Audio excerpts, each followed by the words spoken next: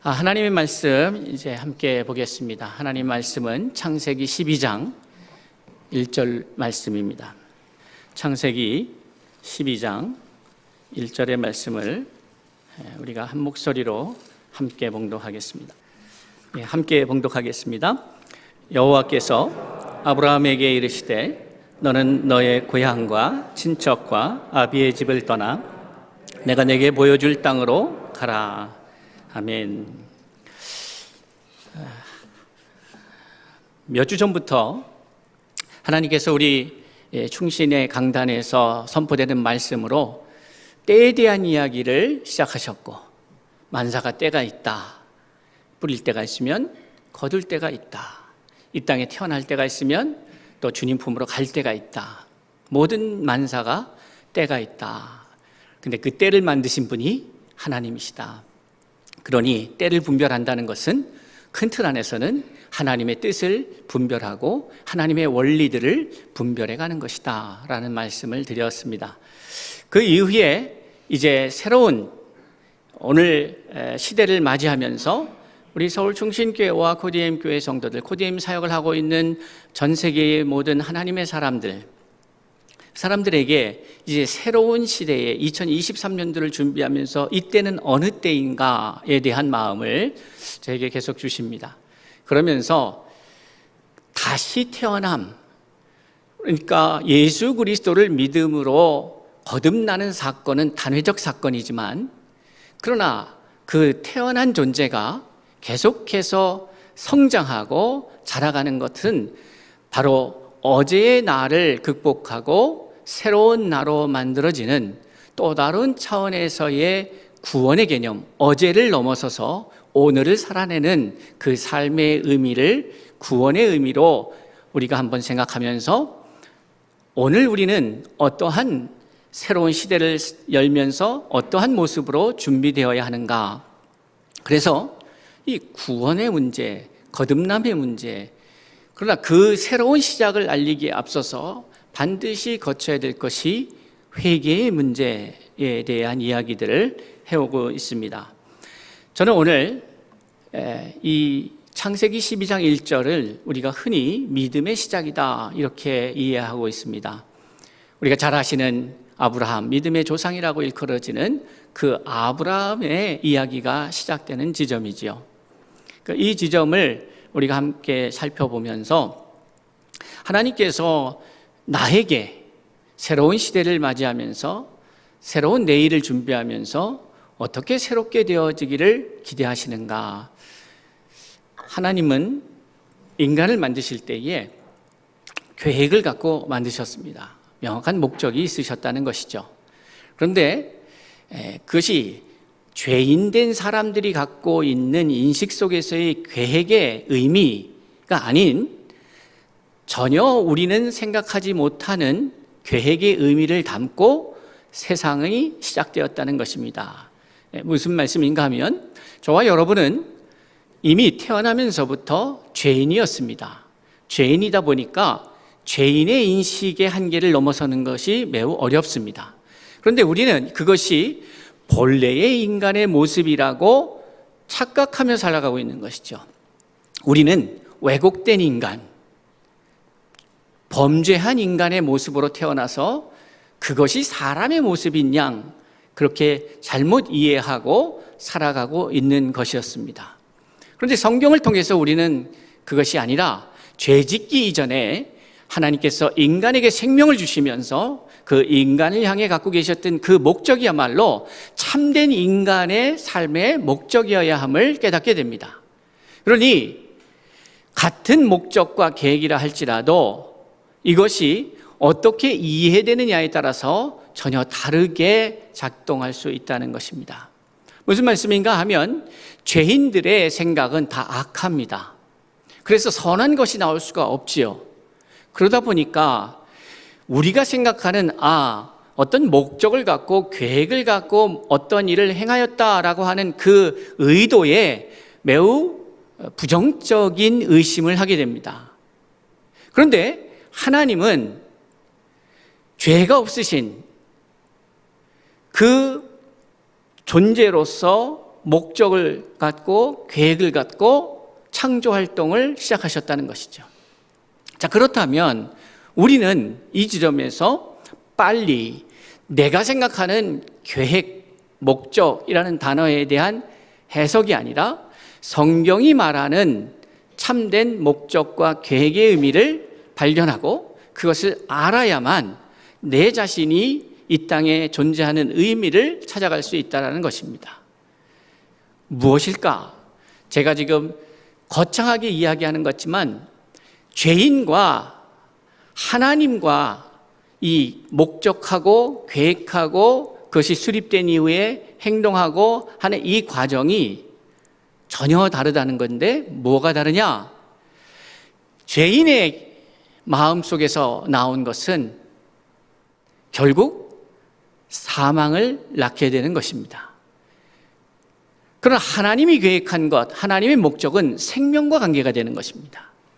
그러니 죄인의 행위는 겉으로 볼 때 우리 안에서나 저 사람 참 법 없이도 살 사람이야, 저 사람 참 착해, 선해 라고 말하지만 그것조차도 결국 죽음을 피해갈 수 없다면 그것은 역시 악한 것이 되는 것입니다. 그런데 성경에서 말하는 악하다라고 하는 것은 죽음과 연결이 되는 거예요. 반대로 선하다 하면 그것은 생명과 연결되는 겁니다. 살리는 것이 선한 일이에요. 그런데 인간은 얼마나 포장되고 어떻게 포장하든 어떻게 우리에게 표현되든 결론은 뭐냐 하면 죽음입니다. 그러니 그것이 선할 수가 없는 거예요. 자, 그렇다면 하나님의 계획은 생명, 살리는 계획이고 그것은 선한 계획입니다. 그런데 이게 어떤 의미가 있냐면 하나님이 계획하시는 것이 우리가 생각하는 것처럼 계획 당사자를 위하거나 당사자만을 위하거나 이런 의미가 아니라 하나님의 그 계획은 이 세상에 생명으로 가득 채워지는 생명력 있는 살맛 나는, 그러니까 누군가의 계획이 이 공동체를 살려내는 계획이 되었다 이 말이에요.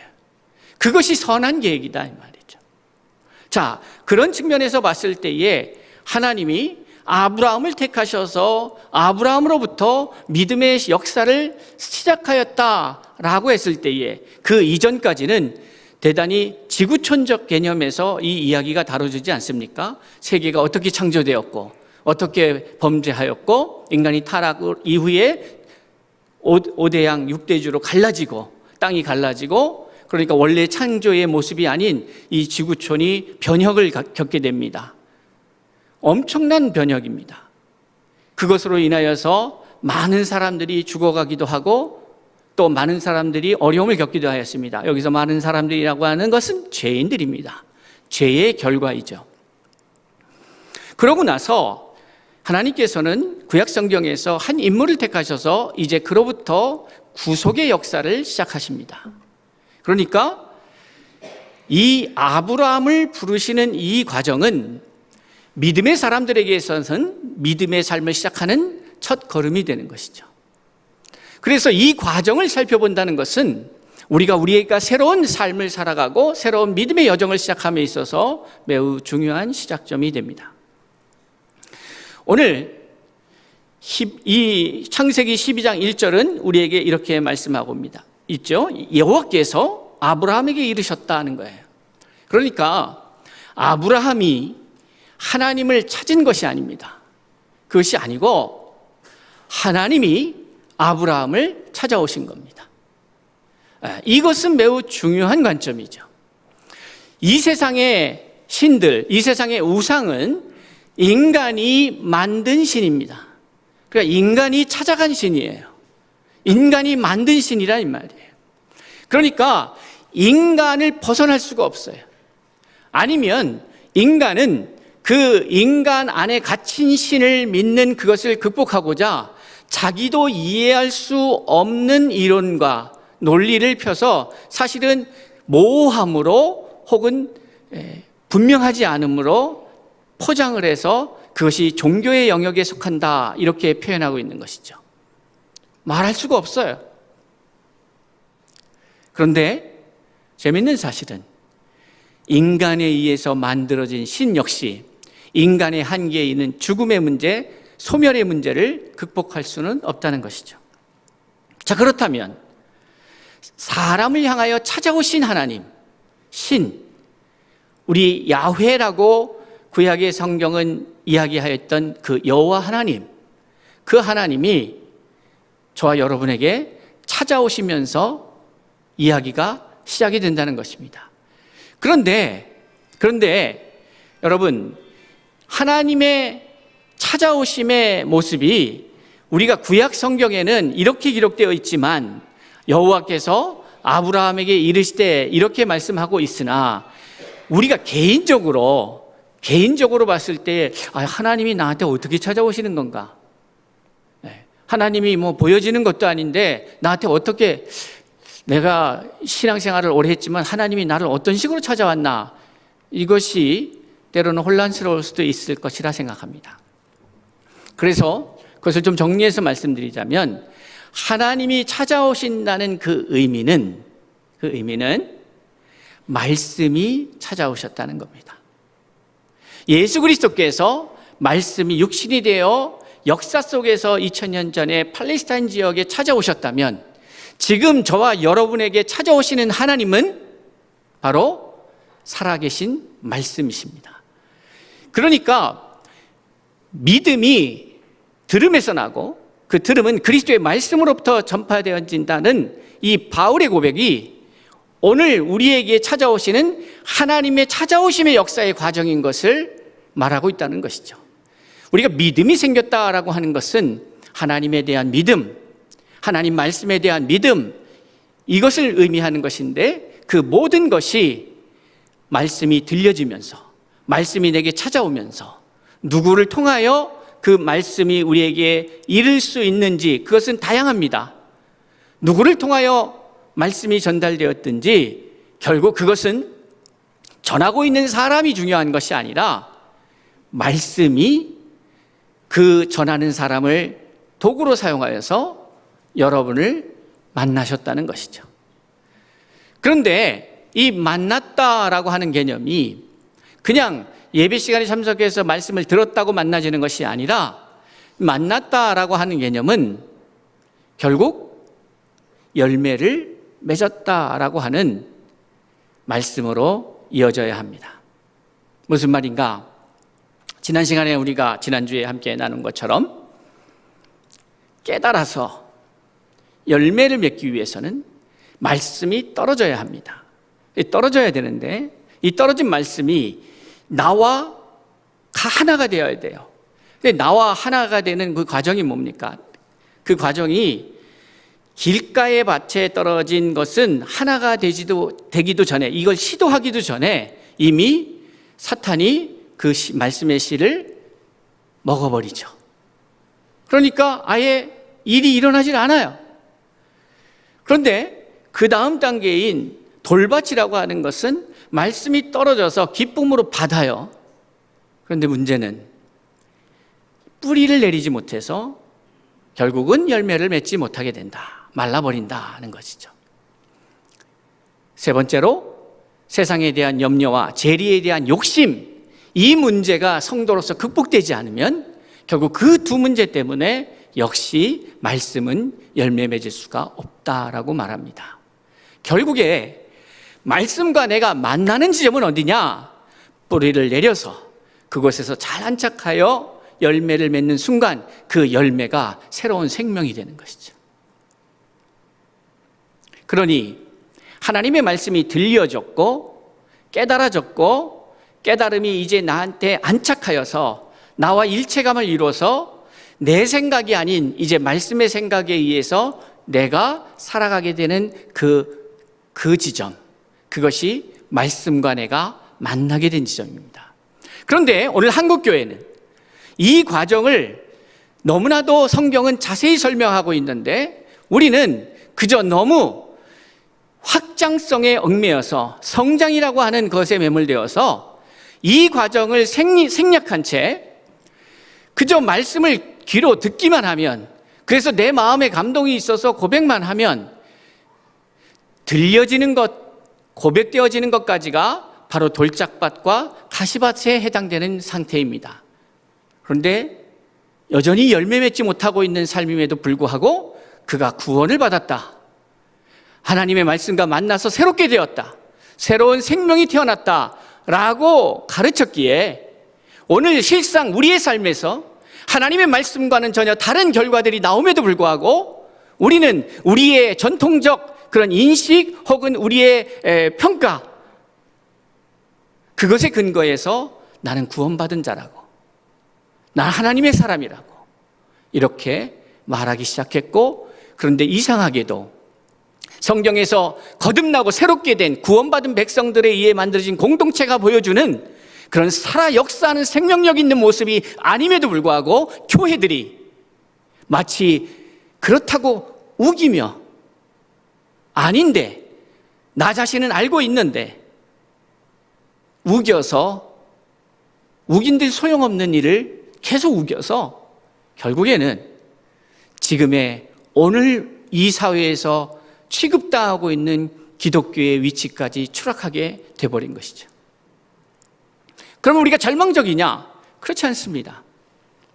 결국 하나님의 말씀이 아직 우리에게 있기에 그 말씀과 내가 만나서 새로운 삶을 오늘부터 시작하면 되는 것이죠. 그러면 그러기 위해서 우리는 이 아브라함의 사건을 잘 주목할 필요가 있습니다. 아브라함을 부르셨습니다. 여호와께서 아브라함에게 이르셨어요. 그러면서 말씀하십니다. 너는 너의 고향과 친척과 아비의 집을 떠나라. 그러니까 오늘 창세기 12장 1절의 말씀 속에서, 그리고 이 말씀은 하나님께서 인간을 찾아오셔서 믿음의 여정, 새로운 삶을 시작하면서 던지신 첫 번째 메시지라면 그 메시지에 있어서 핵심 키워드는 두 가지입니다. 하나는 떠나라는 것입니다. 떠나야 합니다. 무엇을 떠날까? 구체적으로 너는 너의 고향과 친척과 아버지의 집을 떠나라, 이렇게 말하고 있어요. 또 하나는 떠나야 될 것과 함께 또 중요한 하나의 단어는 가라는 거예요. 떠나라는 것이 기존의 나의 삶의 방식 혹은 나의 과거와의 절연이라면, 가라라고 하는 것은 나에게 다가올 새로운 미래와의 만남이죠. 그러니 현재적 삶을 살아가는 우리에게 있어서 과거에 매이지 않고 미래를 소망 가운데서 준비하기 위해서는 이 떠나는 일과 가라 하신 이 말씀을 잘 이해해야 합니다. 그리고 그 말씀대로 살아내야 합니다. 중요한 것은 살아내야 한다는 거예요. 이론이 아닙니다. 신학이 중요한 게 아니에요. 내가 어떻게 믿는다고 생각하느냐가 중요한 게 아니라 내가 믿는 대로 살아내느냐의 문제예요. 결국 오늘 메소포타미아 문화 속에 쩔어 있는, 죄인의 삶에 쩔어 있는 아브라함이라는 사람에게 찾아오셔서 아브라함을 향하여 말씀하십니다. 떠나라. 자, 우리는 새로운 2023년도의 시간을 맞이하면서, 아니 오늘이 아닌 내일의 시간을 준비하면서 반드시 명심해야 될 일이 있습니다. 어제를 떠나야 한다는 거예요. 어제를 떠나야 내일을 준비하는 자가 될 수가 있습니다. 시간적으로는 내일이 오늘이 되었는데 여전히 나는 어제의 방식으로 살아간다면 그것은 그저 어제의 또 다른 어제인 것이에요. 과거인 거예요. 미래가 다가오고 있는데 현재적 삶을 살면서 미래를 준비하고 그것을 이제 미래의 어떤 지점을 현재의 삶으로 내가 만들어 가려고 그렇게 살아가는 내가 가만히 생각해 보면 계속 과거를 살고 있다는 것이죠. 거기에 묶여서. 그러니 방법이 없습니다. 하나님께서 아브라함에게 기대하셨던 것은 떠나라는 것이었어요. 그럼 무엇을 떠나야 되느냐? 첫 번째로 익숙함과의 결별을 하셔야 합니다. 익숙한 거, 익숙하다는 것, 편하다는 것, 내가 잘 알고 있는 것, 그것으로부터 떠나지 않으면 나는 새로운 것을 받아들일 수가 없게 되는 것이죠. 왜 새로운 것을 받아들여야 되느냐? 여러분이 선택하셔야 됩니다. 여러분이 그걸 원치 않는다면 나는 별로 그렇게 새로워지고 싶지도 않습니다. 나는 그냥 이대로가 좋습니다. 나는 여기서 머물고 싶습니다. 그러면 새로운 것을 받아들일 필요가 없죠. 그러니까 세상이 변화되는 것을 싫어하는 분들은 기존의 것으로 만족하는 사람들이에요. 이것으로 더 이상 변화가 필요가 없어요. 판이 흔들리는 게 싫어요. 누렸으니까, 누리고 있으니까. 그런데 그렇지 못한 사람들은 구해야죠. 뭔가 판이 흔들려야 돼요. 그러기 위해서 제일 중요한 게 뭘까? 그 시작이 뭘까? 여러분의 인생에 있어서의 익숙함과 결별하셔야 합니다. 익숙한 방식, 익숙한 장소, 익숙한 방법, 이런 것들이 나로 하여금 편안하게 할 수는 있어도 나로 하여금 성장하게 하지는 못합니다. 그러니 새롭게 여러분은 결단하셔야 해요. 고향을 떠나라고 하는 것, 고향이 가져다주는 평화가 있고 안정감이 있겠죠. 익숙함이 있습니다. 문화예요.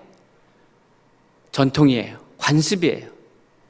오랫동안 겪어온 것이기 때문에 편안합니다. 친척을 떠나래요. 내 모든 관계의 인맥이 다 그렇게 되어 있는데 나를 지지해주고 나와 함께하고 나와 같은 문화 속에서 그것을 누리고 함께하고 있는 그 친척이에요. 그리고 어떤 때는 내가 어려울 때에 이분들이 내 편에 서주기도 해요.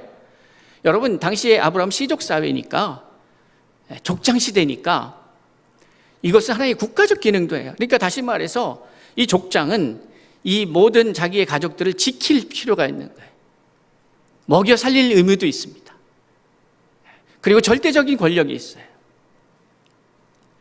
그래서 하나님께서는 고향을 떠나라, 친척을 떠나라, 아버지의 집을 떠나라 라는 말씀 속에서 우리에게 익숙함과의 결별을 요구하시는 거예요. 또한 안정감과의 결별입니다. 익숙하니까 안정적이죠. 편안해요. 그런데 그런 것들이 결국 지금의 상태로부터 나를 벗어나게 할 수가 없다는 거죠. 그러니까 마귀는 우리에게 일신울신 하는데, 날마다 새롭게 되는데, 생명의 역사를 이루어가는 데에 어떤 식으로 방해하고 막아서느냐? 우리가 익숙한 것을 즐기도록, 거기에 머물도록, 우리의 그동안의 안정감의 기반을 흐트러치지 않도록, 그것이 너가 새로운 변화를 꿈꿀 때에 이것들이 무너질 수 있음을 강력하게 경고하죠. 오늘 우리 사회가 겪고 있는 것이기도 하고 인류가 겪고 있는 것이기도 합니다. 우리는 지금과 같은 형태의 우리의 삶을 했을 때에 과연 우리의 자녀 세대, 손녀 세대, 손주 세대가 과연 이 지구에서 계속해서 살아갈 수 있을까? 그만큼 지구가 망가지고 있는 것이죠.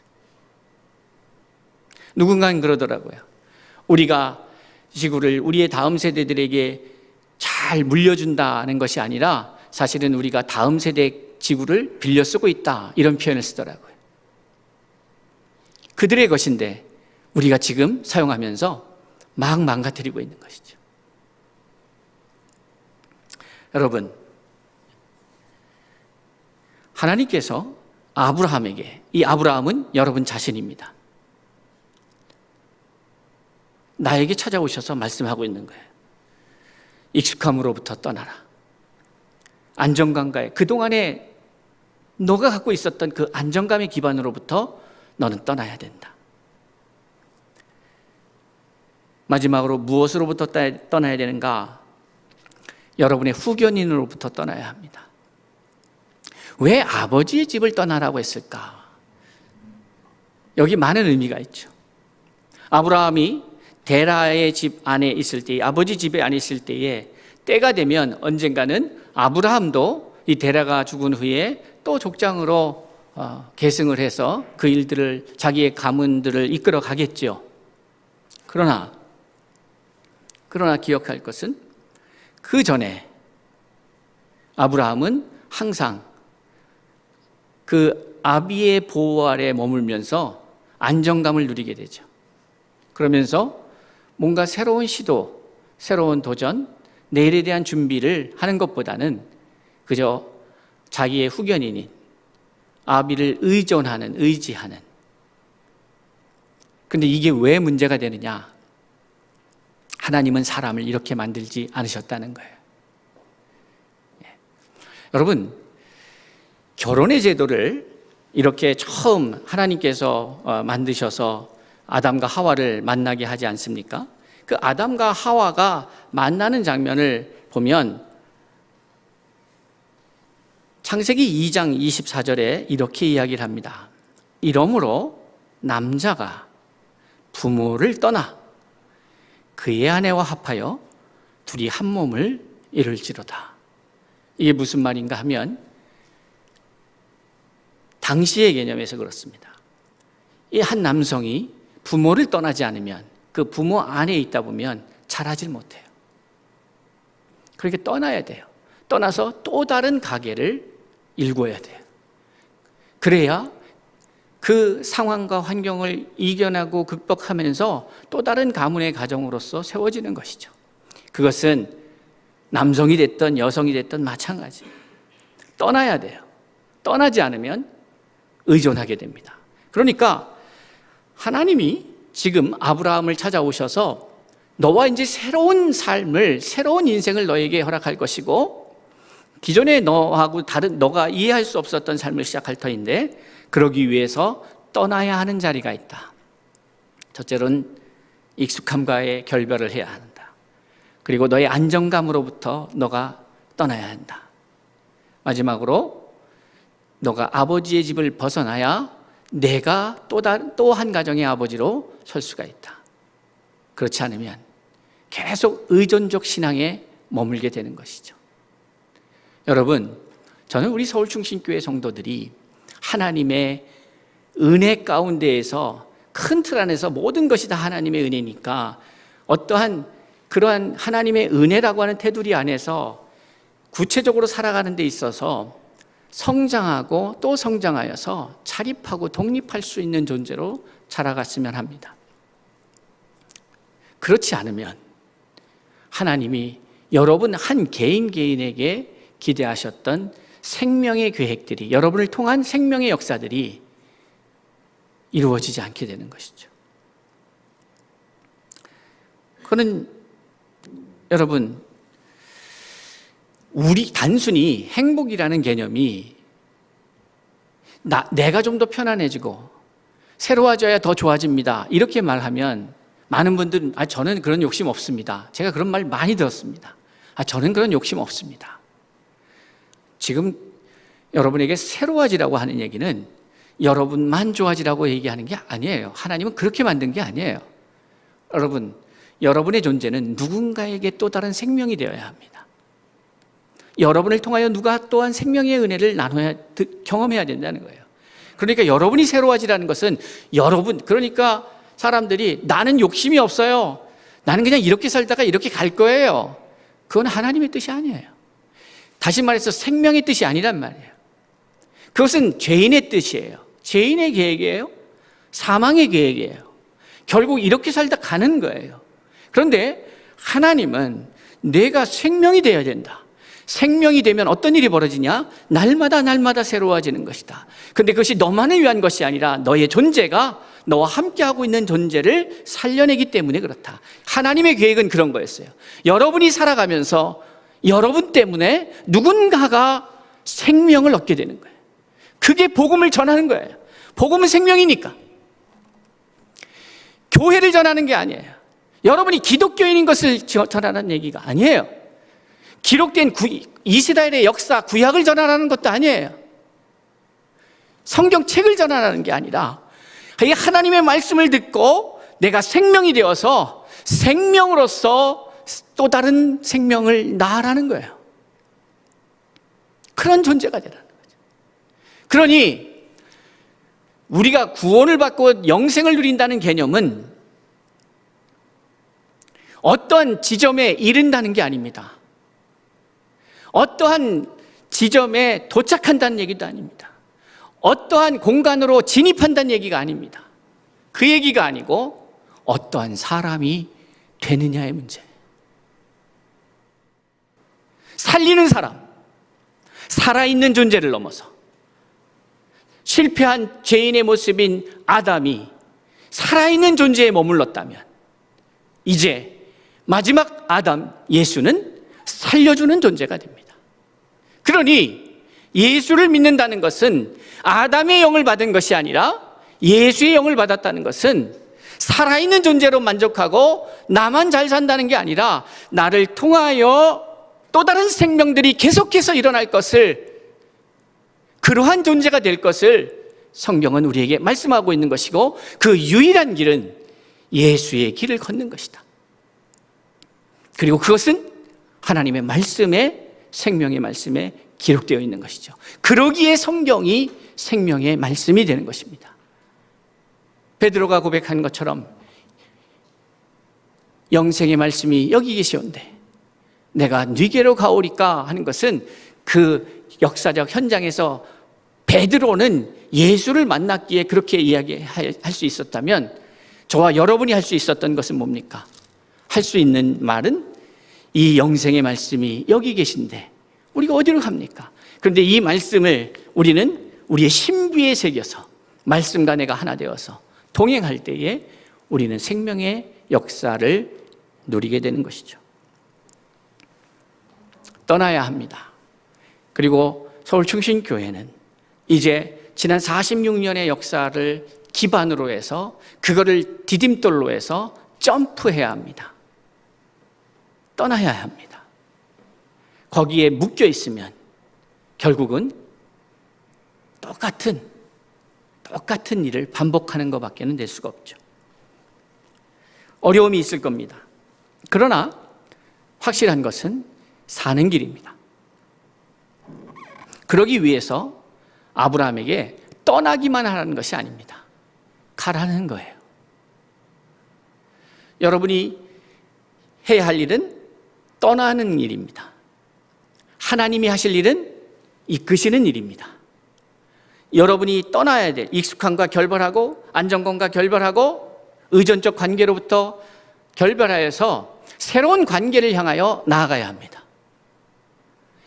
아버지가 나를 지켰다면 이제는 하나님이 나의 후견인이 되셔야 합니다. 우리 서울충신교회와 고대인교회 성도들은 여러분의 인맥, 살아오면서 여지껏 여러분들이 관계하면서 했던 모든 그것을 기반으로 여러분이 살아간다면 이제 그것으로부터 벗어나야 합니다. 그것을 끊어버리라는 의미 속에는 보지도 말라는 얘기가 아니라 거기에 우리의 안정감을 두지 말라는 얘기죠. 나를 끌어주는 사람이 있어. 저분이 나를 끌어줄 거야.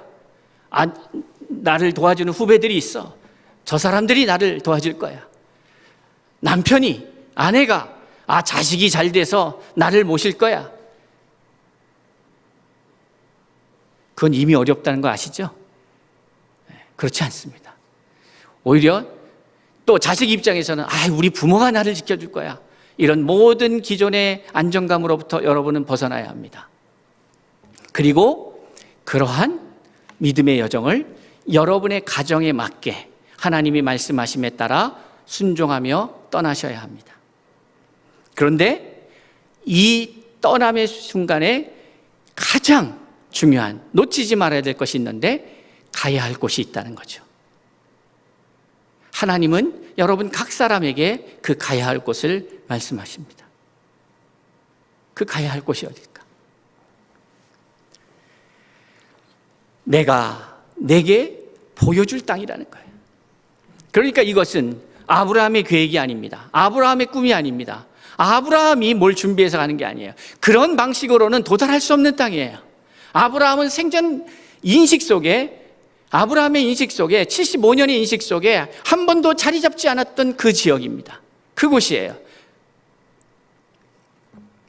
여러분에게는 어떤 지역입니까? 어떤 곳입니까? 똑같은 오늘 똑같은 집에서 똑같이 일어나고 똑같이 잠을 자고 똑같이 반복된 생활을 한다고 해도 그것이 다른 지역이 될 수 있는 거죠. 왜요? 누가 나를 인도하는가? 내가 오늘 아침에 눈을 뜨면서 오늘을 살아가는 것이 나의 익숙함의 근거로, 나의 안정감을 근거로, 나의 기존의 관계 속에서 이것을 만들어 간다면 그것은 어제의 같은 장소예요. 내가 어디 있든지. 그런데 주님은 그것을 떠나라는 거예요. 그리고 이제 아버지를 의존했던 내가 친척과 그 고향에 익숙함에 의존했던 내가 이제 나와 함께 새로운 하루를 시작하자, 미래를 시작하자, 이 이야기를 하고 있는 것이죠. 기억하십시오. 인도함을 받는 삶이 시작이 되는 겁니다. 내가 꿈꿨던, 내가 계획했던 삶이 아니라 하나님의 인도함을 구하는 삶이 되는 거예요. 여기서 가장 중요한 게 뭘까요? 그렇다면 끊임없이 묻는 거예요. 하나님, 어디로 가야 할까요? 그것을 우리가 민족적으로 극명하게 보여준 사건이 바로 애굽에서 나와서 광야의 생활을 할 때에 그들은 끊임없이 자고 일어나면 뭘 받겠어요? 구름 기둥을 받겠죠. 이게 움직이나? 왜요? 구름 기둥이 이제 움직이면 짐 싸야 되니까, 천막을 다 접어야 되니까. 그러니까 그들의 삶은 매일매일 하늘을 바라보는 사이예요. 그런데 어느덧 시간이 길어지면서 어떤 일이 벌어집니까? 긴장이 풀려요. 그러면서 그냥 오늘도 더 있겠지, 이런 마음이 생기는 거죠. 여기가 좋겠지. 며칠 전에 제 동기 목사님이 소천을 하셨어요. 저보다 나이는 좀 많으신데 동기 목사님이에요. 신학교 동기 목사님. 제가 이렇게 그걸 보면서 참 웃음이 멋있었던 형님이셨는데 그렇게 또 인생을 마감하는 것을 보면서 얼마 전까지 우리 동기들 단톡방에서 같이 기도하고 안부를 물었었는데 이런 상황이 발생했어요. 참 인생이라는 것이 모르는 거구나. 하나님이 부르시면 그걸 거부할 수 있는 존재는 없구나. 그렇다면 하나님이 허락하신 그 시간 속에서 내가 하나님께 묻고 듣고 그것을 이루어가는 삶이야말로 가장 복된 삶일 텐데 가라고 하신 그 길은 어느 길인가? 다시 말씀드립니다. 여기 계신 모든 분들의 하나님을 향한 뜻이 같을 수 있느냐 다를 수 있느냐 모르죠. 그런데 제가 확신할 수 있는 것은 다 다르게 만드셨다면 고유의 하나님의 목적이 있을 것이다. 누구는 남성으로, 누구는 여성으로, 누구는 이런 모습으로, 누구는 저런 모습으로 각기 주어진 그 삶을 다시 말씀드립니다. 나는 이제 세상은 은퇴 연령을 정하지만 하나님은 은퇴 연령을 정하지 않았어요. 하나님은 나를 살려두고 나를 건강하게 하고 나를 움직이게 한다는 것은 아직 나를 향한 하나님의 계획이 멈추지 않았구나라는 거예요. 내가 내 멋대로 그 시간을 정할 권리가 없어요. 왜? 나는 앞으로 더 살 거야 해도 주님이 오늘 당장 부르시면 가야 하는 게 우리의 인생이에요. 그 권한이 우리에게 없어요. 그렇다면 우리는 해야 할 일이 뭡니까? 날마다 주께 물어야 하는 거예요. 그게 뭐예요? 기도예요. 기도. 하나님의 나를 향한 뜻을 찾는 것, 구하는 것. 하늘을 바라보며 오늘 이 기둥이 움직일까? 오늘은 멈춰 있을까? 묻는 거죠. 물어야 합니다. 그리고 그것과 더불어 또 중요한 사실은 들어야 합니다. 물어놓고 안 듣는 경향들이 있어요. 할 말만 하고 귀를 닫아요. 묻는 거는 신앙생활의 우리의 루틴이에요. 그냥 묻는 일 있으면 그냥 기도만 해요. 근데 사실 묻는 게 아니라 우리는 대부분 구하는 걸 하죠. 기도와 간구가 다른데. 어쨌든 기도를 했든 간구를 했든 들으셔야죠. 들어야 합니다. 결국 기도의 목적이 뭡니까? 듣기 위한 거예요. 듣기 위한 거예요. 네. 사랑하는 성도 여러분, 떠남의 목적은 가기 위해서예요. 떠남 자체가 목적이 아니에요. 그러니까 습관적으로 무조건 떠난다, 여기 있다가 떠나고 저기 있다 떠나고 떠남을 즐기는 것이 아니라, 떠나는 이유는 가라 하셨기 때문이에요. 하나님이 인도하실 땅이 있기 때문에 떠나라고 하신 거예요. 그러니까 감에 대한 이해가 없이 떠남은 의미가 없는 것이죠. 어디로 갈 거예요? 우리의 떠남의 목적은 무엇입니까? 하나님이 나를 위하여 예배해 두신 그곳. 이렇게 이해할 수도 있지만 이 떠남의 목적은 더 정확하게 말하자면 아브라함에게 있어서의 떠남 목적은 이제 하나님과 동행하는 삶을 시작하자, 이 의미가 있어요. 왜냐하면 팔레스타인 지역이 약속으로 받은 땅인데 가만히 보면 아브라함에게 하신 약속이 아니잖아요. 그러니까 아브라함을 위한 약속이 아니에요. 너와 내 자손에게 주신다 그랬으니까 아브라함은 사실 이 팔레스타인 지역에서 자기가 살아생전에 그거를 막 누리면서 한 게 아니에요. 결국 이것을 누리게 된 사람들은 그의 자손들이죠. 그러니까 우리가 아브라함이 갈대아 우르를 떠나서 하란을 떠나서 이 가나안 땅이 복이라고 생각하면 안 되는 거예요. 여기 메시지는 아브라함아, 이제 나와의 동행의 여정을 시작하자, 이 얘기예요. 그러기 위해서는 떠나야 된다. 왜? 내 몸은 하나님과 함께 한다고 하는데, 사실 그것도 되게 어려운 문제지만, 내 몸은 발을 움직이고 있는데 내 마음은 자꾸 애굽을 보고 있다면 이건 떠난 게 아니죠. 주님과 동행하는 게 아니죠.